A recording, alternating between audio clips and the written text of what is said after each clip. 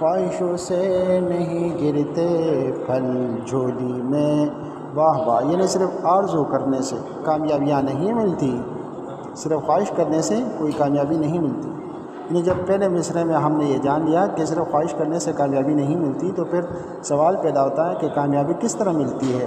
تو شاعر کہتا ہے کہ وقت کی شاخ کو میرے دوستو ہلانا ہوگا، یعنی اگر زمانے سے اپنے وقت سے فائدہ اٹھانا چاہتے ہیں تو وقت کی شاخ کو جاننا ہوگا، اور محنت کے ساتھ اس کو ہلائیں گے تو اس شاخ کے پھل پھر آپ کی جھولی میں بھی گریں گے۔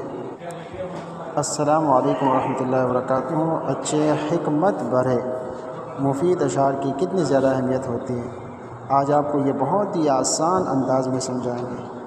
یہ دیکھیے میرے ہاتھ میں یہ ایک ضخیم کتاب ہے، بڑی موٹی کتاب ہے جو کہ مکمل 512 صفحات پر مشتمل ہے، اور اس کتاب کا موضوع کتنا عالی شان ہے۔ کتاب کا نام ہے شاہراہ روزگار پر کامیابی کا سفر۔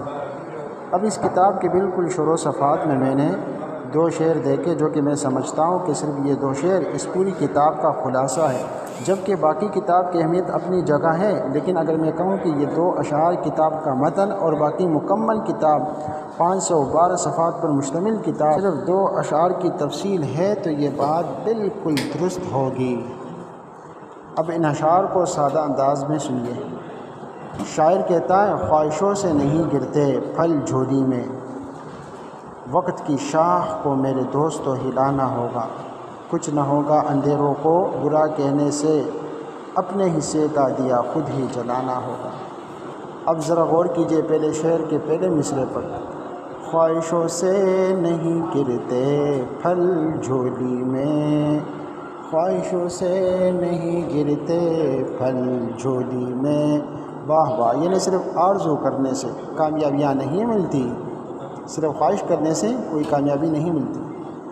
اس شعر کا دوسرا مصرعہ ہے وقت کی شاخ کو میرے دوستو ہلانا ہوگا، یعنی جب پہلے مصرعے میں ہم نے یہ جان لیا کہ صرف خواہش کرنے سے کامیابی نہیں ملتی، تو پھر سوال پیدا ہوتا ہے کہ کامیابی کس طرح ملتی ہے؟ تو شاعر کہتا ہے کہ وقت کی شاخ کو میرے دوستو ہلانا ہوگا، یعنی اگر زمانے سے اپنے وقت سے فائدہ اٹھانا چاہتے ہیں تو وقت کی شاخ کو جاننا ہوگا، اور محنت کے ساتھ اس کو ہلائیں گے تو اس شاخ کے پھل پھر آپ کی جھولی میں بھی گریں گے۔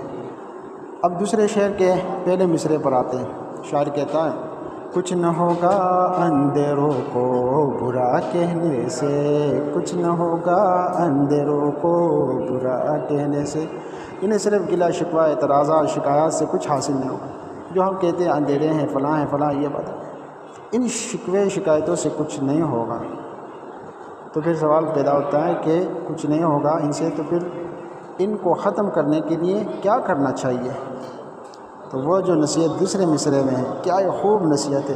شاعر کہتا ہے اپنے حصے کا دیا خود ہی جلانا ہوگا، اپنے حصے کا دیا خود ہی جلانا ہوگا، یعنی اندھیروں کو ختم کرنے کے لیے آپ کم از کم اپنا دیا تو جلائیں۔ آپ کے پاس اگر روشنی ہے پھر آپ اپنی روشنی میں سفر کیجیے اور دوسروں کو بھی اس کی طرف بلائیے، تاکہ آپ کی روشنی سے دوسرے بھی فائدہ حاصل کر سکیں۔ اور دنیا میں جو اندھیرے چھائے ہوئے ہیں، یہ اندھیرے اللہ رب العالمین اپنی قدرت سے ختم فرمائے، دور فرمائے۔